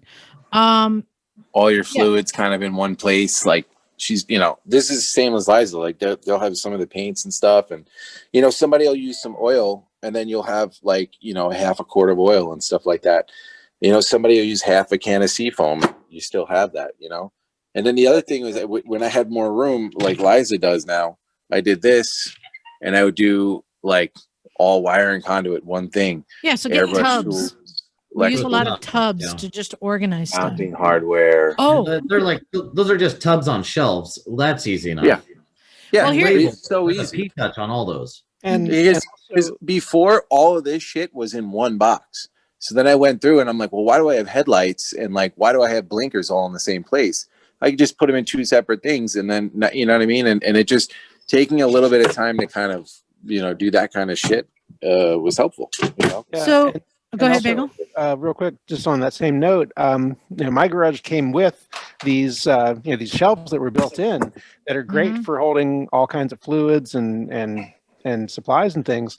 But if you don't have that, you can go to the Habitat for Humanity or other like used hardware store kind of place, and they will often have just cabinets just sitting around real cheap that you can buy, or even online, Craigslist or whatever. You can find all kinds of stuff really cheap like that can be really useful in the garage. So here's another thing that I developed over years. I have one tub, and it's called the Lost and Found. And that it's a small tub. The Lost and Found is I would always find nuts and bolts on the ground and screws. People like do a project and they leave them. But then someone comes along and like, hey, do you have an M10 or do you have this? So any lost bolts and nuts, I started throwing them in the Lost and Found box. Anytime we took something apart and there were extra screws, throw them in the Lost and Found box. And then when somebody needs something, or there's a rusty, like, hey, do you have, instead of going to the hardware store, they go to the Lost and Found bucket and they dig through and find the screw or the nut or the bolt that they need. It's so simple, it's stupid, but I cannot tell you how many times people find exactly what they need in the lost and found bucket. Yeah. Another good one is have a box or bin of rags, because you always need rags in the garage. So old clothes or towels or sheets or whatever they don't need anymore, just cut them up, throw them in the box. By the way, I have not bought rags in years. They've all been donated t-shirts. Right. Yeah. Also, keep a garbage can, like at least 2 garbage cans, one for recyclables and one for other stuff like recyclables and one for garbage. Paul, I mean, have you actually got a place, a very specific place laid out where this is actually going to happen on your property? Yeah, we have a second driveway. Right. So we have this our property is really long and thin, and we have a second driveway with its own power pole and water supply to it and everything, and it's separate from our house, and so it's really nice that way. And considering that we're right off of a highway and stuff, we're actually really accessible. The one thing about the garage that I don't like is, in order to use the restroom or to wash our hands, we have to invade into Liza's privacy, because basically we go into her house. And Liza's been very, very gracious with that over the years. But obviously, at some stage, that's not going to be sustainable. Well, actually, I have a second bathroom and I don't clean it. I think Bagel was the last one to clean it. But nevertheless, so if you've got its own water supply, so, restrooms are great, but you're going to be doing dirty work. Of course, you're working on bikes. So making sure that people have got a means of washing their hands and cleaning themselves up before they go home. Yeah, that's doable over there. The septic system over there is still probably functional, but I wouldn't use it for anything other than washing hands. I don't want to test it, but I can definitely put a sink over there. I have a laundry tub over there already, and I have a hot water tank over there and stuff. It's easy enough to do. Yeah, right. And at first, you're not going to have many people, but as people start showing up, you might want to rent a portable crapper. I don't think they're actually that expensive. But, if people are going to be there for any stretch of time, more than 2 or 3 hours, especially if you're in the country, as I think you are, they're going to need somewhere to go. We've got a super, we have a mudroom area, and where you can go in, and there's a bathroom just inside the door. Perfect. There you go. And as long as it's not intruding on your or anybody else's privacy, that's the one thing that I've always found kind of hokey about the garage. And like I say, Liza's never mentioned it being a problem. It's only a problem when you go into my freezer and steal my ice cream. Well, I'm doing you a favor, darling. It happens. It has happened. The other thing I wanted to bring up is amazing. Our bathroom is not amazing. Her tub is sunk into the floor. Bagel, what you got? The other thing I wanted to mention is, especially if you're on the septic system there, you'll want to put a grease trap on the sink, because especially if people are washing their hands after working on bikes, you don't want that flowing into the septic system. Pro tip. Yep. Well, we don't have too much longer, but I want to learn just a little bit. One more thing, though, Liza. I think that another thing to be aware of and cognizant is people who, when they drink alcohol or bring alcohol, I don't think we've ever had any problems at Recycle, except for what's her name, Faith. No, we have. Yeah, there's somebody who we pulled aside and said, "You're drinking too much." Okay, well, and they haven't. That's it's one thing when somebody brings a 6-pack and they're all day and share them with other people, but if somebody starts bringing in 24-pack and 30-pack and they plan on being there all day and then they want to ride off on their motorcycle, you're the last place that they were at. So right, those are other things that there's no path written for how you should handle it, but I think those are obstacles that you should be aware of that you might run into and consider how you might handle that prior to. Because you might run into people you don't know, and they're nice and cool, and next thing you know, they're hammered, and they think it's a place to come and get hammered when that's not what we do at the recycle. Yeah. Come there and have a beer or two and some lunch and work on bikes and have some jokes and go home. But, so just brace yourself for that stuff too, So for anyone who's up in the northern Washington area, so they learn a little bit more about you and your family, is this something that you think everyone is going to be participating in? T, D, and E? I have a feeling I'll be more the organizer. Oh, are you good at the stink eye? Maybe, but I'm really good at yes. using that PPAT to organize things. So, Well, and just let's learn a little bit more. So, Paul, what do you ride? Ooh, like what bikes do I have? which one? Mhm. How many? Okay, I have Eight. I have about 8 bikes right now. Do you I- said that like that's a problem? Have you not seen our garages? Yeah, I'm right. not saying it's like a problem. It would be I better know. while running though. 8 is normal for us, just so you know. So All yeah, but I rode down there on a V-Strom. I also have a 2019 Super Cub. Let's see, I have a 1978 DT 125. I also have a DT 400. Are we now into the non-running bikes? No, Okay, the fine. DT 125 runs. In fact, D was riding it around and having fun on two strokes, riding around the movie theater parking lot until Nice. felt the I plug. think runs is kind of a strong word. So you don't even, 2 strokes. You've got to change out the plugs every now and again. Anyway, there's that. Let's see. I've got a whole bunch of bikes though. Anyway, I've got a CB350 and I've got a CL350 as well. So you've got projects for everyone. Well, the CB350 runs great. The CL350 is a project. But they both have Tiffany. I can talk for myself. Thank you very much. We were going to get there. Tiffany, what do you ride? I have a Honda Rebel. I just bought in September. Like I took Brand new. I took the class. Oh, congrats! Oh, the new Cool. one. I Cool. was like, I Well need done. a bike to practice on because all of his are crap or too big for me. But crap, for a 70s bike is crap, quote unquote. Shade thrown again. Mhm. Yeah, I needed something that fit me because I'm short. And so so the Rebel is perfect size for me for like starting out learning. Like, Right. It's And nice. Learning your craft. It's a nice bike. The Well, not just that, 300 in building, it's a confidence builder too. Right. Yeah. So they're that's really nice. good choice. And what did the kids ride? I have the other Rebel. It's 2002, right? Yep. So it's a Rebel 250. Mhm. Yep. Mm-hmm. And Cool. yeah, I just bought it a few months ago after I got my permit. And Congratulations. it's just really fun to ride.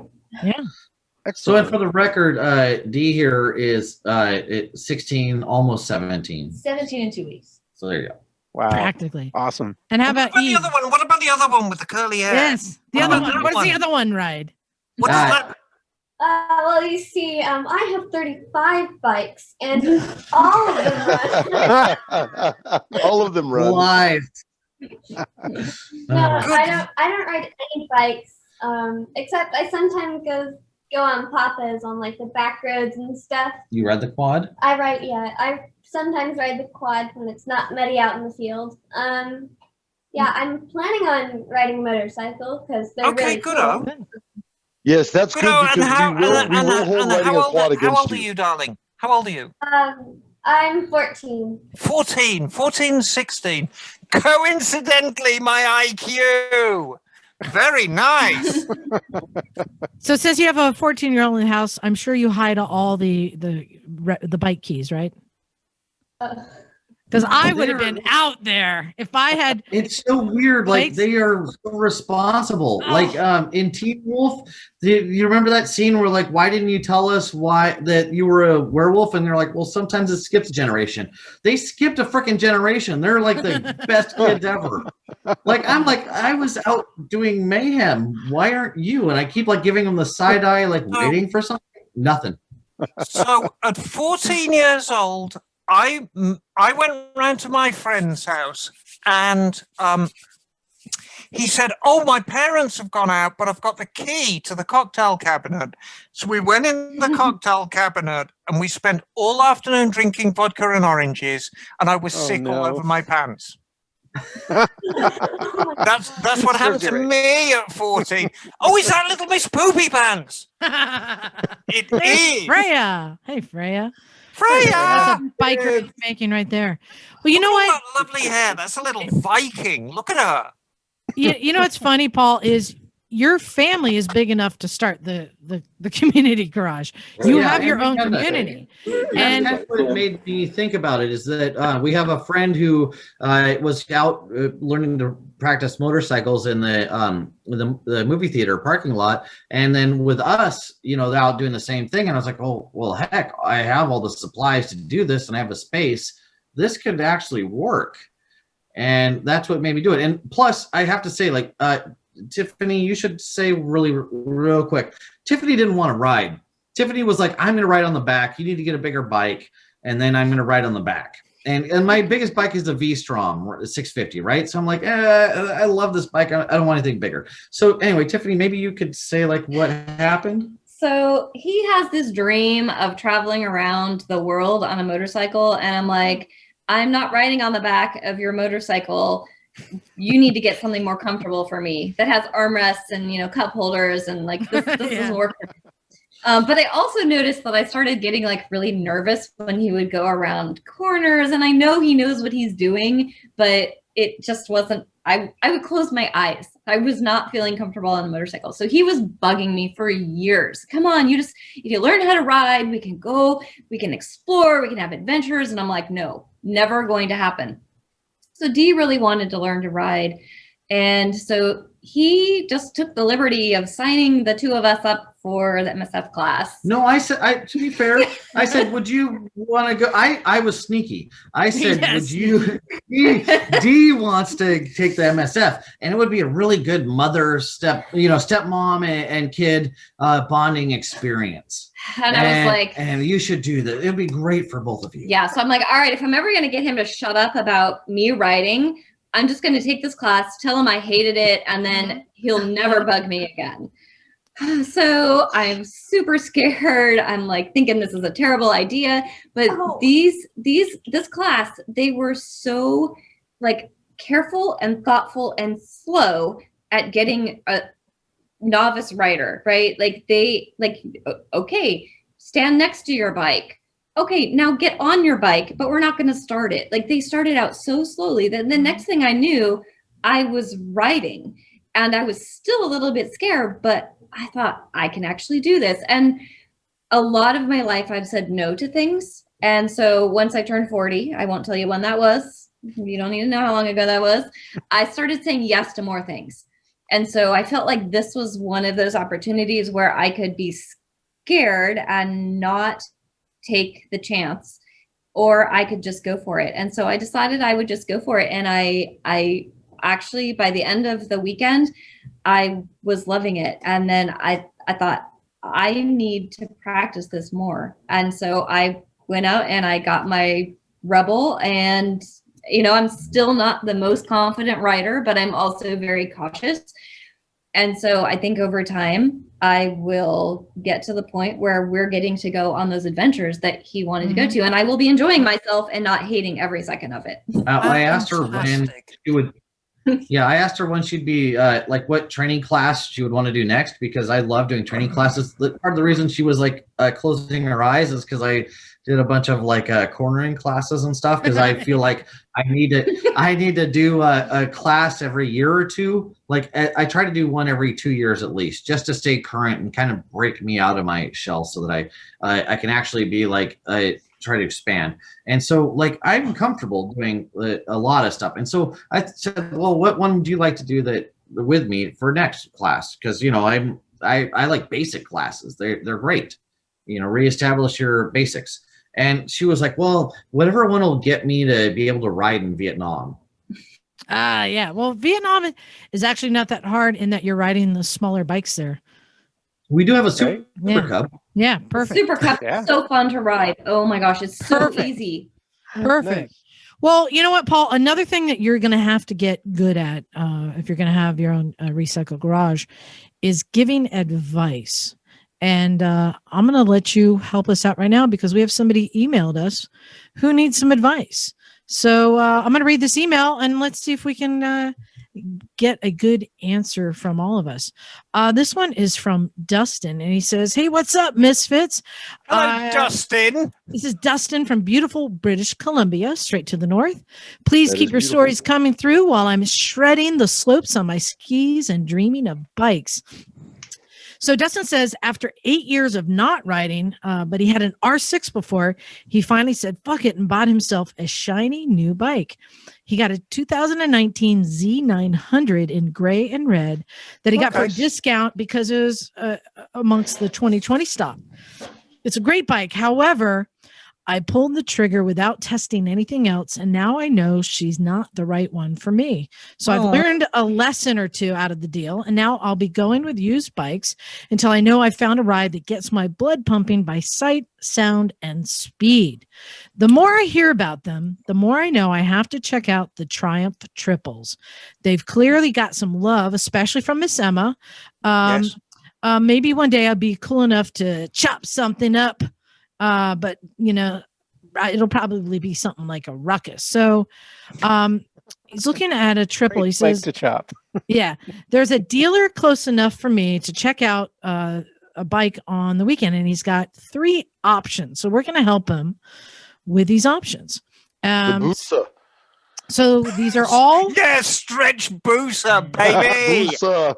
So these are all street triples, and this is a very good question that can be applied to almost any model of bike. All right, Emma, I hope you're paying attention. Yeah, no, I'm. Because what we have here are bikes from different years. Is it better to get a newer bike with higher miles or an older bike with lower miles? So here's the options. It's a 2013 street triple with 22,000 miles for $39.50. Or a 2007 with 45,000 miles for $31.60, or a 2001 with 6,600 miles for $39.50. So they're all kind of close in range, but 2 of them. So perfect example: a 2013 with 22,000 miles, or 2001 with 6,600 miles, both the same price. It's the youngest bike, always the youngest bike, and I'll tell you why. Well, we were going to let Paul answer, but okay, Emma, go ahead. There's 2 factors that affect the age on a bike, and the one you stop shaking your head, Mister, or I will come around. I will slap that fucking bike is so awful. Let me answer this one. It's mileage is one thing, but time, rubber parts, plastic parts, finish on parts degenerate just with time. He's still starting out of a period of activity. Go for the youngest bike, go for the latest technology on that bike. A 2013 triple Triumph is a fundamentally better bike than a 2001. Yeah, because it's got 12 years of development behind it. Yeah. And so, I'm just going to expound on that. There's 2 things that wear down a bike. One is miles and one is time. So there's certain things that get eaten up by miles, right? So you're going to have bearings and tires and chains and sprockets and those kind of things. But then on the flip side, things with time, like you're saying, anything rubber, so seals and lines, stuff like that. And I would find, Emma, would you say like anything within 15 years? Anything within 15 years is probably going to be okay on the time stuff.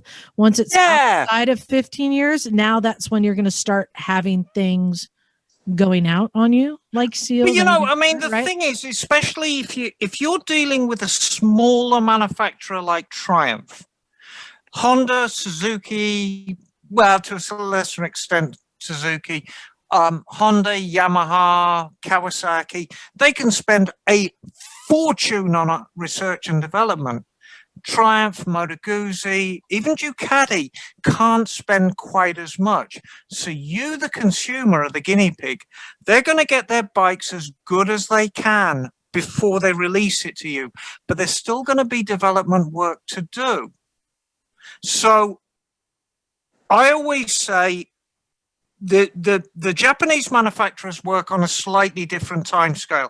I always say by the second year of something. The first year is the experimental. The second year, they've got everything right.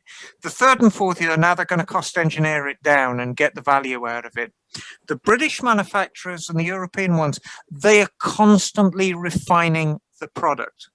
And that's why I say the 2013 Street Triple is a fundamentally better bike than a 2001. Because it's being developed every year. They're all the ugliest bike I've ever seen in my life. I swear to you, they. Well, you told me my Trident. You told me my Trident was ugly, and Listen. you absolutely broke my heart. And you put another $100 on your bill. Listen, Just by saying my I Trident. paid $200 for you to believe me. Okay.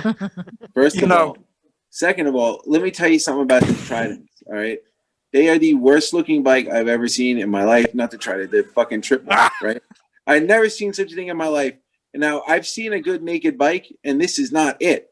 The 01, the 07, the 13, they all look like they just, you know how SV 650 like skimps out on certain things, and you know, you buy the bike and you redo them a little bit, like increase the suspension, you know, better brakes, but you get a low budget bike. You're paying top dollar for this bike that looks like they didn't finish the friggin' thing, and it's so stupid looking. But Mike, there is a difference. You have to take into account the perception. People who ride slow like you are more concerned with how it looks. People who ride fast like him are more concerned with the performance. Oh, yeah, so that's the difference. I think more skillful riders are attracted to Triumphs. You know, I think, it's definitely more skillful riders, more mature riders. When I see people riding by on that bike, I cringe. I'm like, oh, I can't even. I couldn't, but you couldn't pay me to buy that bike. Now, I'll tell you right now, Charlie's bike with the fairing on it. Now that was a sexy Triumph Triple. And I'll tell you that, man, that just screams sports bike to me. This other one right here, this piece of trash, looks like someone crashed it and they had to pull the rest of the stuff off of it. And they're like, oh, here you go. We couldn't, the rest of the plastics were garbage. So, but the headlights are still here. You know, here's the bike. That's what it looks. I swear to God, it's the worst looking thing I've ever seen in my life. I can't believe. Oh, you want to take this one, Paul? I want to know, at the beginning, he listed his experience. And for my experience, every time I've ever gotten into trouble was on triples. And so whenever I talk to someone about a triple, I ask them what their riding experience was. So I would go back to that to the beginning of his message and ask, like, what was his experience before you get into that? Well, he rode an R6 before, so I think he's looking for that performance that he's not getting out of the Z900. The big difference is the seat level. Yeah. Like he's going to be up a little bit higher too because it has the riser handlebars. I would actually recommend just get a Rebel. It's really going to be the best bike. I mean, if you want longevity, if you want to live, just get a Rebel. We actually call them rebels. Just remember, it's better to ride a fast bike slow. It's better to ride a slow bike fast. Wait, I don't know. Yes. It doesn't matter because Mike rides them all slow. I know. Tiffany wants the 1100 now. No, I don't. I'm perfectly happy with the 300. Shut up. So we're getting close to the 2 hour mark. Do you think they're going to beat them? Do you think they're going to beat each other up? I think that'd be jolly good fun. Paul, what you've done, you are a very smart man, and including your whole family, because what you have done now is you've gotten a free pass to buy whatever tools you need to buy. So I'd add compressor to that list. Start buying all the tools you want because you got a free pass. And now you can start buying project bikes and you have a reason. But I mean for the community. Don't buy the snap-on tools. You don't need snap-on tools for your garage. Don't even get the Mac tools. just get the Craftsman tools, get the used tools, even get the Harbor Freight tools to start. Mm-hmm. You're going to see things doing tools that will turn your hair gray. It's okay. Just take a deep breath and show them the proper way. But you don't need to buy the top end tools. Habitat for Humanity. Yeah, But- go Tool cheap. section. And I want to thank you for wanting to do it, and just let you know. Oh, you it's going to be are great. welcome to use the Recycle name, the Recycle logo. You're welcome to use that there. If you want to have Recycle Snohomish. No, we're gonna call it "Fuck Mike Snohomish." Oh, God, I forgot you were in Snohomish. I had many, many years ago, I had this absolutely marvelous car called a Jensen Interceptor. And the people who actually run the whole parts business for Jensen's, even though it's a British car, were in Snohomish. How big's Where- the town? That's a small world. Yeah. Is it a small town? Yeah.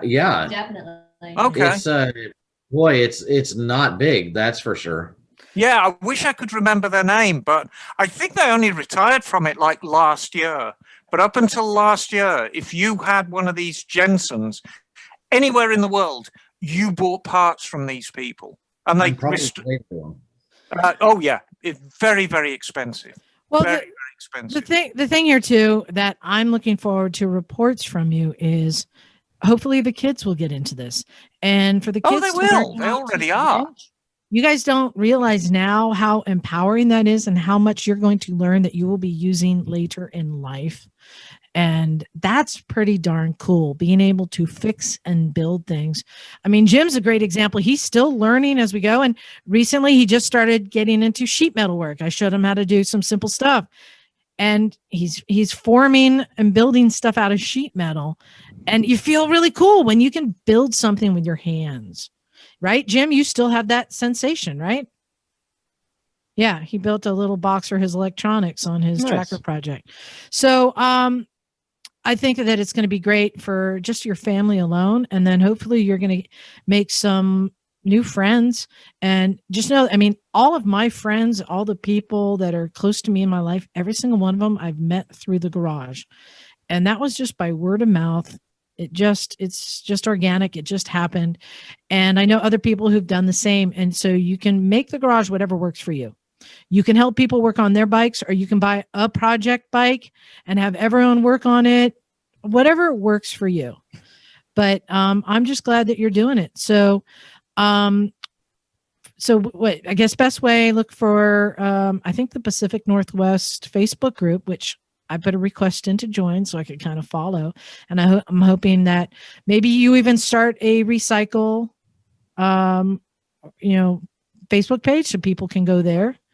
And there's to meet you and ask questions. Snohomish chapter Yeah. now too, so we can put up there. And just a reminder to anyone else, the reason that I really wanted to invite you guys on to talk about this publicly is because that's been my number one thing. I've always been inviting other people. Like, you should do it too. There's so many people say, I wish I had something like this near me. And I say, then why don't you?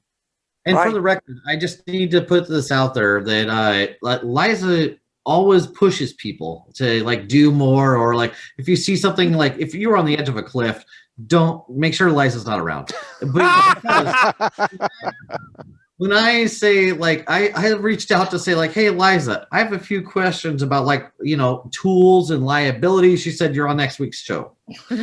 So just for the record, guys, don't give her ideas. She'll run. They all know. Oh, know. we They all know. Honey, we Liza's know. job is to give you ideas. And they Yeah. all appreciate it in the long run. But the ultimate thing you need to know, it's going to be hard work. It's going to be frustrating. It's not always going to be how you want it to be, but it will change your life for the better. And it will change other people's lives for the better as well.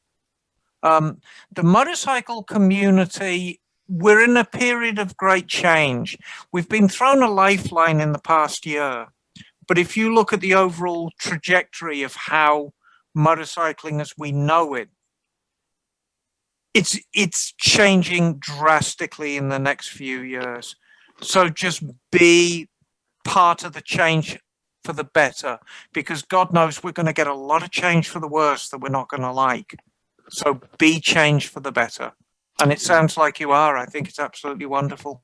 Good luck. And if you do post your rules there, somebody mentioned it, but I'm just going to say the number one rule is have fun. Yep. True. Just remember that. So I think that about wraps it up. I wanted to thank the Kellys for joining us, coming on here, and hopefully you'll come back and give us a report. I know other people have done this, and it was really cool to see friendships develop and projects come out of it. So yeah, I hope you guys come back.